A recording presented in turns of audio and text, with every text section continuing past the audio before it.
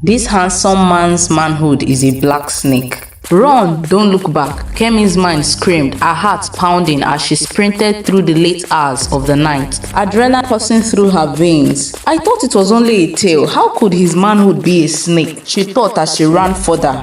Behind her, she could hear the ease of something unnatural. The sound sent chill through her spine. In that darkness, she dared to glance back, and there he was, the charismatic man who was every man's dream, standing tall with a serpent crawling around his waist. His smile twisted into something devilish. That look was like the courage Kemi needed to wither off this challenge. Remembering the warning, she walked back to the snake slowly to finish what she had started. I can't give up now, she said. 5 young women had been found dead in just 6 months. Their bodies were found in the village square, each one lying as though they had fallen asleep. Yet on their necks were strange small punctures that resembled snake bites. But no one had ever seen a snake near the bodies. The deaths left the villagers frightened and confused. Families were on edge, especially those with daughters, as no one knew who or what was behind the tragic losses. Ndolu was a place where neighbors trusted one another and where laughter was shared as freely as food. But the death of these young women has gripped the village with fear over the past few months. It was a mystery no one could explain. The village elders held meeting after meeting. Hunters combed the nearby forest for the supposed deadly snake, but they had always returned empty-handed. The death continued and the fear among the people grew. Families kept their daughters indoors, refusing to let them go out after dusk. Despite the growing fear, one man remained unbothered about the tragedies. He seemed to have everything figured out, and the women came close to him felt strangely safe. His name was Obinna, and he was the envy of every man in Indolu. Obinna was tall, with broad shoulders and extremely handsome features. He had a charm that could make any woman weak on the knees. His deep voice could command attention with ease, and his smile could melt hearts in an instant. Women in the village couldn't help but be drawn to him. He was the son of a successful huntsman and carried himself with the confidence of someone who had never known failure. Wherever Obinna went, heads turned and whisper followed. Obinna was not just handsome, he was also good with words. He knew how to charm his way into anyone's favor, and when he set his eyes on a woman, she was as good as his. Everyone wondered why God would create a young man so complete with 0 blemishes, but no one knew the dark truth behind Obinna's perfect exterior.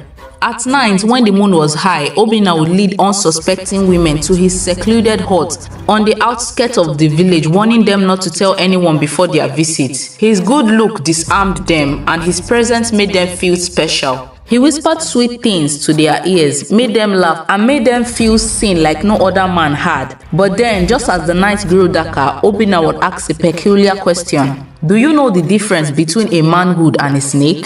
Most of his prey would laugh, thinking it was a joke, but Obinna wasn't joking. As soon as they got confused about the question, he would hum a low word tone from deep within his chest. As soon as the melody filled the air, something horrifying would happen. From Obinna's trouser, a sleek black snake would dance out, wrapping itself around the terrified woman. None of his victims ever stood a chance. The snake would ease softly before striking with its fangs, sinking into their necks. The venom was fast. It paralyzes them within moments. Obinna would watch without remorse as the life drained from their eyes. By dawn, he would drag their bodies to the village square, leaving them to be found by the horrified villagers. No one ever suspected him. How could they? Obinna was the golden boy of Ndolu. His charm was too powerful, his reputation too spotless. The women of the village continued to bootlick over him, never knowing the danger that crept behind his perfect smile. Then one day, a new lady came to Ndolu, a woman named Kemi. She was unlike any of the other women in the village. Kemi was tall and graceful, with an air of quiet strength. Kemi was beautiful, but she didn't seek attention. She moved through the village with purpose, her head held high and her eyes full of wisdom. The other women admired her, but there was something about her that made people keep their distance. She seemed to act like she had the world figured out, yet she was polite. Obinna, however, was immediately intrigued. He had never met a woman like Kemi, and her indifference towards him pegged his interest. She didn't giggle or blush when he spoke to her. Kemi did not bat her lashes or fall for his charm. In fact, she hardly acknowledged him at all. This only fueled Obinna's desire. He was used to women falling at his feet, and Kemi's cool manner felt like a challenge he was eager to win. He began watching her from a distance, learning her routine.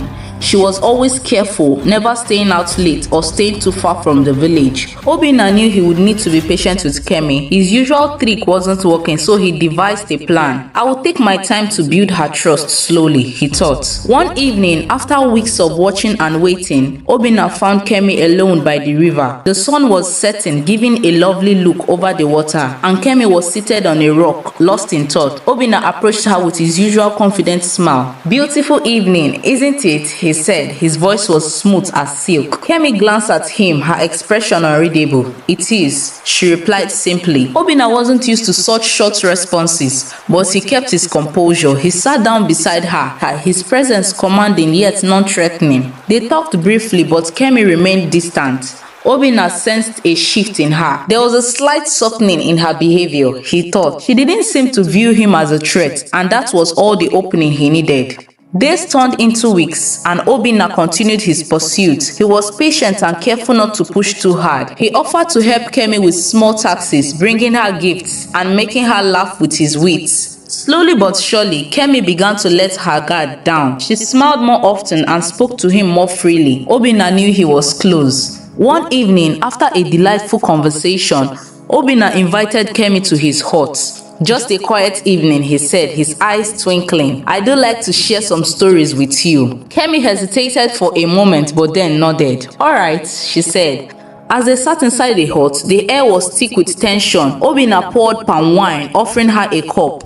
Kemi sipped it slowly, her eyes watching him closely. They talked for a while, but Obinna could barely contain his excitement. He had been waiting for this moment, and now it was here. After some time, Obinna leaned in closely and asked the question he had asked so many before. "Do you know the difference between a manhood and a snake?" Kemi's eye narrowed. There was no laughter this time. She stared at Obinna, her expression unreadable. Before she could respond, Obinna began to hum his weird tone. The snake came out from his trousers, its black body gleaming in the dim light. It made to coil around Kemi, but Kemi screamed in fear and ran off, breaking the door of Obinna's hut. "Run! Don't look back!" Kemi's mind screamed, her heart pounding as she sprinted through the late hours of the night, adrenaline coursing through her veins. "I thought it was only a tale. How could his manhood be a snake?" she thought as she ran further. Behind her, she could still hear the ease of something unnatural. The sound sent chill down her spine. In that darkness, she dared to glance back, and there he was, Obinna, the charismatic man who was every man's dream, standing tall with a serpent coiling around his waist. His smile twisted into something devilish. That look was like the courage Kemi needed not to wither off this challenge. Remembering the warning, she walked back to the snake, slowly to finish what she had started. Kemi was unlike every other young lady in the village. She had come seeking solace after losing her sister Tolu to the strange of mysterious death that plagued Ndolu. Tolu had once told Kemi that she was seeing a boy who she was obviously in love with, but then she never mentioned his name. Tolu had been vibrant and full of life, and Kemi couldn't shake the feeling that something was amiss when she was found dead. Determined, Kemi began her quiet investigation, asking questions and piecing together clues. Her search eventually led her to Ndolu, where she met Obinna. The first time she laid eyes on him, she knew he fit the description Tolu had given him: charming, magnetic, and dangerous. Yet Kemi knew better than to confront him directly. Obinna was clever and careful, and she had to be patient to catch him off guard. But Kemi didn't come unprepared. Before arriving in Ndolu, she had sought the guidance of an oracle in her village. The deaths were too strange, too similar to be the work of a mere snake. The oracle, known for her ability to see beyond the physical world, had listened to Kemi's tale and handed her a small flute carved from the bone of a sacred serpent. He had held the whole village captive, but you will win since you are a fresh blood in the village. This will be your weapon, the oracle had said. When you play this, the snake will no longer answer to him. It will be yours to command. Kemi had accepted the flute, her mind set on revenge. She had trained herself to control her emotions, to resist Obinna's charm and to act only when the time was right. Now she was here standing, watching Obinna unreveal himself as he waited for the fear to flood her face again. But Kemi didn't panic anymore, so she reached for her blouse and pulled out a small wooden flute. She raised it to her lips and blew a sharp, piercing note. The snake froze. Obinna's eye widened in shock. He turned to hum again, but the snake didn't respond. It was as if Kemi had taken control of the creature. She blew another note and the snake loosened its grip, slithering back towards Obinna's neck. Its eyes, once fixed on Kemi, now turned towards its master. Obinna's heart raced. He had never seen anything like this. The snake reared its head, its fanged beard. For the first time, Obinna felt fear, real paralyzing fear. Who are you? He stammered, his voice trembling. Kemi's gaze was cold, her eyes full of unspoken power. I am the one who came to end your curse, she said. You have killed enough innocent women, including Tolu. Now it's your turn. Before Obinna could react, the snake struck. Its fangs sank into his neck, injecting the same venom he had used to kill so many others. Obinna gasped, his body convulsing as the poison coursed through his veins. Within moments, he collapsed, lifeless on the floor. The snake slithered back into the shadow, leaving Obinna's body as cold and pale as his victim. As the day broke over Ndolu's village, the villagers gathered in the square to find Obinna's body lying where his other victim had been found. The villagers gasped in disbelief. How could the man they had admired, the man who had charmed so many, be dead? Unfortunately, they had no one to respond. Kemi left Ndolu the same day. The flute tucked safely under her wrapper. The village would never know the truth about Obinna. Looking at his body, they would believe the snake had finally claimed its last victim. But Kemi knew the real story, and in her heart, Tolu's spirit could finally rest. If this story kept you on the edge of your seat, imagine what's coming next. Please subscribe to our channel for more exciting, captivating stories. Make sure to like, share, and comment below. Bye.